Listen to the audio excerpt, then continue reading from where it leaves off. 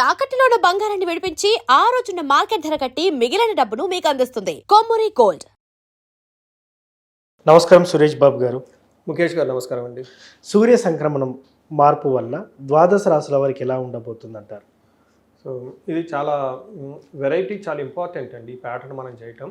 ఎందుకంటే మనం మంత్లీ ఫలాలు, వీక్లీ ఫలాలు, పక్ష ఫలాలు ఎక్కువగా చూస్తూ ఉంటాం అనమాట. అది ఏంటంటే ఆ పర్టికులర్ టైంలో అన్ని గ్రహాలతో కలిపి ఎలా ఉంటుందని చూస్తూ ఉంటాం. బట్ ఇక్కడే మనం చేసే ప్యాటర్న్ ఏంటంటేనండి, సూర్యుడు ఒక్కడు మారటం వల్ల ఎలాంటి ఎఫెక్ట్ 12 రాశుల మీద ఉంటుంది అనేది మనం ఇప్పుడు చేయబోతూ ఉన్నాం.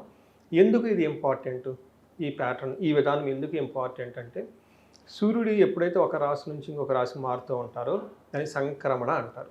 చాలా చాలా ఇంపార్టెంట్. మనకి ఒక సంవత్సరంలో 12 సంక్రమణాలు ఉంటాయండి మనకి. అందుకనే మకర సంక్రాంతి, మేష సంక్రాంతి, ఇప్పుడు రాబోయే సంక్రాంతి వృషభ సంక్రాంతి అంటారు. అంటే ఈ 30 డేస్ ఈ వృషభ రాశిలో ఉండటం వల్ల, ఈ 30 డేస్ ఒకే రాశిలో ఉండటం వల్ల 12 రాశుల మీద ఎలాంటి ప్రభావం ఉండబోతుందో మనం చెప్పుకోబోతున్నాం. రెండోది, ఎందుకు సూర్యుడు ఇంకా వేరే గ్రహాలు కూడా చేయొచ్చు అంటే, సూర్యుడు వచ్చేటప్పుడు గ్రహరాజు, ఆయన యొక్క ఇంపాక్ట్ చాలా ఎక్కువగా ఉంటుంది అనమాట. ఏ మీద ఇంపాక్ట్ ఉంటుంది ఫస్ట్ మనం చూసుకుంటే, వాళ్ళని ఏమంటారంటే ఆత్మ, శక్తి, పిత, రాజా అంటారు. అంటే మనిషి బతకాలంటే ఆత్మ, సోల్ కనెక్ట్ ఉండదు కదండి. అసలు సోలే లేకపోతే ఇంకేముంటుందండి. అది మనకి ముఖ్యంగా వచ్చేది సూర్యుడి దగ్గర నుంచి అనమాట. మనం ఇలా మాట్లాడుకుంటున్నాం, చేసుకుంటున్నాం, ప్రతిదీ జీవించి ఉందంటే ప్రతి దాంట్లో ఒక ఆత్మ ఉంటుంది కదా. దానికి కారణం సూర్య భగవానుడు అనమాట. రెండోది, మనకేం చెప్తారంటే పిత, తండ్రి దగ్గర నుంచి వచ్చే లక్షణాలు, తండ్రికి సంబంధించిన ఒక అథారిటీ, పవరు మొత్తం కూడా మనకి సూర్య భగవానుడి నుంచే వస్తూ ఉంటుంది. నెక్స్ట్ ఏం చెప్తారంటే శక్తి, మనం బయటికి వెళ్ళి వర్క్ చేయాలి, మనకి ఎనర్జీ ట్రాన్స్ఫార్మ్ అవుతూ ఉంటుంది ఒక ప్లేస్ నుంచి ఇంకో ప్లేస్కి. వీటన్నిటికి కూడా సూర్య భగవానుడు అని చెప్తారు. లాస్ట్లో రాజా అంటే అథారిటీ, పవర్, పొలిటీషియన్స్. తర్వాత ఎక్కడెక్కడైతే అథారిటీ ఉంటుందో, ఎక్కడెక్కడ కమాండ్ ఉంటుందో, ఎక్కడెక్కడ పాలిటిక్స్ ఉంటాయో, లైక్ ఇంటి పెద్దలు ఉంటారు, ఇన్స్టిట్యూషన్స్ హెడ్స్ ఉంటారు, కంట్రీ హెడ్స్ ఉంటారు. ఇదంతా కూడా రిప్రజెంటేషన్ బై ది సూర్యుడి గురించి చెప్తూ ఉంటారు. అంటే మనలో ఉన్న ఆత్మ దగ్గర నుంచి, ఫాదర్ దగ్గర నుంచి, మనకున్న అథారిటీ దగ్గర నుంచి, మనం చేసే శక్తి, పవర్, ఇన్ఫ్లుయెన్స్, క్యాపబిలిటీ అంతా కూడా సూర్యుడి దగ్గర నుంచి వస్తుంది. కాబట్టి ఇది ప్రతి ఒక్కరికి చాలా ఇంపార్టెంట్. ఇందులో ముఖ్యంగా అంటే మనకి ప్రొఫెషన్లో చాలా చాలా ఇంపార్టెంట్. మనకి పవర్ ఉండాలి, శక్తి ఉండాలి. ఆ తర్వాత హెల్త్, మన ఎనర్జీ లెవెల్స్ హై లెవెల్లో ఉంటుందా, మనం ఏమంటారు గడిచిపెండం అంటారు. అవును. ఓకే, అంటే ఏంటి, లోన శక్తి హై లెవెల్లో ఎనర్జీగా ఉంటుంది. సో సూర్య భగవానుడు అత్యంత పవర్ఫుల్గా ఉంటే అసలు ప్రతిదీ వాళ్ళకి ప్రాబ్లమే కనపడదు. మట్టి కొండలున్నా కానీ దాన్ని పిండి చేసి అవతల పడేసి చూసుకుని వెళ్ళిపోతారు అనమాట. ఎవరికైతే సూర్య భగవానుడు వీక్గా ఉన్న జన్మజాతకంలో, వాళ్ళ ముందు బంగారం పెట్టినా కానీ అయ్యో ఇది ఉంది అది ఉందని ఏమీ చేయలేదు. ఓకే. అందుకని అది మొత్తం ఇచ్చేది ఎవరంటే అండి సూర్య భగవానుడు. కాబట్టి ఇప్పుడు మీరు అడిగిన విధంగా మేషంలో నుంచి వృషభంలోకి మారటంతో ఎప్పుడు మారుతున్నాడండి, మే 15న మారుతూ ఉన్నాడు. ఈ మే 15 నుంచి జూన్ 15 వరకు ఈ 30 డేస్ 12 రాశుల వరకు ఎలా ఉందో మనం చూద్దాం. అయితే ఏ విషయాల్లో మనం గమనించుకోవచ్చు, ఈ వృషభంలో ఉండటం వల్ల సూర్యుడికి కొన్ని గుణాలు ఎక్కువగా ఉంటాయి అన్నమాట. అంటే ఇండివిజువల్గా ఆ యొక్క ఏమంటారంటే అండి, మనకి ఆ యొక్క ప్రాంతం యొక్క ఇన్ఫ్లుయెన్స్ మన మీద ఉంటుందండి. మనం టెంపుల్కి వెళ్ళామనుకోండి ఒక రకమైన ఫీలింగ్ ఉంటుంది, మూవీకి వెళ్తే ఒక రకమైన ఫీలింగ్ ఉంటుంది, విలేజ్లో ఉన్నప్పుడు ఒక రకమైన ఫీలింగ్ ఉంటుంది కదా. అలానే సూర్య భగవానుడు వృషభ రాశిలో ఉండటంతో తనకి ఒక స్పెషల్ అయిన క్వాలిటీస్ ఆ సూర్య భగవానుడికి ఉంటాయండి. అవి ఏంటంటే, సూర్య భగవానుడు ఈ టైంలో లగ్జరీగా ఉండాలి, ఆర్టిస్టిక్ లక్షణాలు వచ్చేస్తూ ఉంటాయి. రాజే, బట్ రాజు కూడాను లగ్జరీగా ఉండాలి.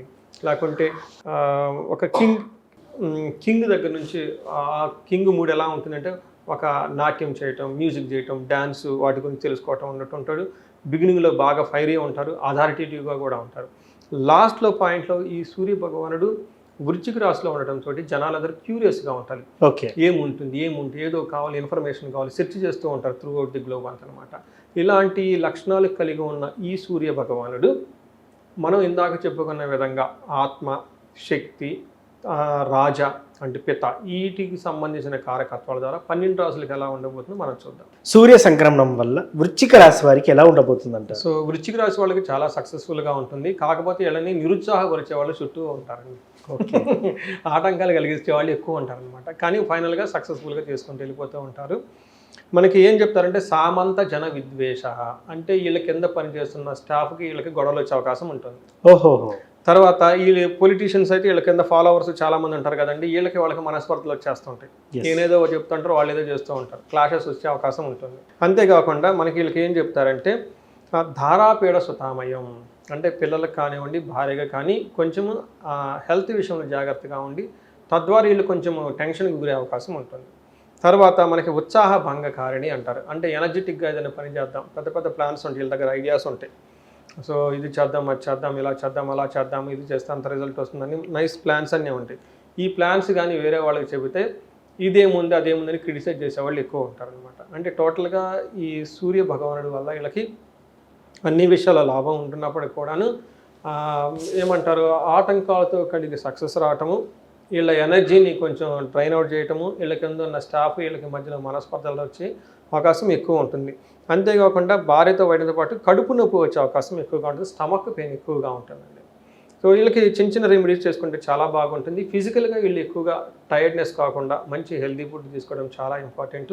ఇన్ కేసు ఏదైనా కనుక డిసీజ్ లాగా ఉంటే టైం వేస్ట్ చేయకుండా ఇమీడియట్గా వెళ్ళి చూపించుకుంటే చాలా బాగుంటుంది. సో ఈ టైంలో వీళ్ళకి మనం ఏం ఎక్స్పెక్ట్ చేసుకోవచ్చు అంటే టూ మచ్ ఎనర్జెటిక్గా ఉండకుండా ఓకే టీముని కలుపుకొని పోయే విధంగా ఉంటే బాగుంటుంది. వాళ్ళతో ఇంటర్పర్సనల్ స్కిల్స్ చక్కగా వాళ్ళని ముందు కన్విన్స్ చేసుకొని వాళ్ళకి చెప్పి వాళ్ళ అంగీకారంతో తీసుకొని మనం ప్లాన్స్ చేసి వాళ్ళకి షేర్ చేస్తే చాలా బాగా ఉంటుంది. ముఖ్యంగా సార్ ఈ రాశి వారికి రెమెడీ ఏం చేసుకుంటే బాగుంటుంది అంటారు ప్రత్యేకంగా? సో ముఖేష్ గారు, సూర్య భగవానుడికి ఒక్కొక్క గ్రహానికి ఒక్కొక్కటి ఇష్టం ఉంటుంది, ప్రీతికరం అంటారు. ఉదాహరణకి మనం సూర్య భగవానుడికి తీసుకుంటే నమస్కారాలు, సూర్య నమస్కారాలు అంటే బాగా ఇష్టం. నమస్కార ప్రీతికరుడు అంటారు సూర్య భగవానుని. అంటే సూర్యుడికి ఎదురుగా నుంచుకొని నమస్కారం చేయటం, యోగా మనకి సూర్య నమస్కారాలు అని చెప్పేసి యోగాలో ఒక 12 రకాల సిరీస్ మొత్తం కలిపి యోగా సూర్య నమస్కారాలు అంటారు. అలానే సూర్య భగవానుడు నమస్కార ప్రియుడు, అంటే నమస్కారం ఎక్కువ చేసుకుంటూ ఉండాలి. అలానే శని తీసుకున్నాం అనుకోండి, తైలాభిషేక ప్రియుడు అంటారు అనమాట. అలానే గురువు వచ్చేటప్పటికి శుశ్రూష, అంటే సేవ చేయాలి, పక్కన కూర్చొని అది ఇది అందించడం, ఆయన దగ్గర ఉండటము, సేవ చేస్తూ ఉంటే గురువు బాగా హ్యాపీ ఫీల్ అయిపోతాడు. అలానే మరి సూర్య భగవానుడు దేనికి హ్యాపీగా బాగా ఫీల్ అయిపోతాడంటేనండి 2 పనులు చేయాలి. ఫస్ట్ది ఒకటి నమస్కారం, సూర్య నమస్కారాలు కనుక చేస్తూ ఉంటే బాగా తృప్తి చెందుతూ ఉంటాడు.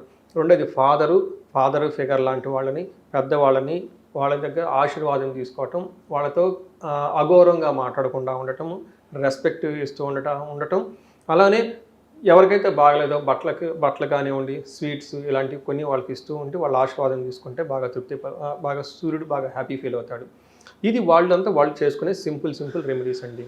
అయితే కొన్నిసార్లు వాళ్ళ సమస్య తీవ్రత చాలా ఎక్కువగా ఉన్నప్పుడు వాళ్ళు అవి చేసుకుంటే సరిపోదు. ఎడిషన్గా ఏం చేయాలంటే వీళ్ళు మనకి సూర్యుడికి సంపూర్ణ శాంతి పూజలు అని ఉంటాయి. అంటే ఏంటి, సూర్య భగవానుడికి సంబంధించి జపం చేయించడం, ఒక 7000 సేపు మూలమంత్ర జపం తీసుకొని జపం చేయించడం, ఒక ఇద్దరు బ్రాహ్మణోత్తములు చక్కగా కూర్చోమంటే చేస్తారు.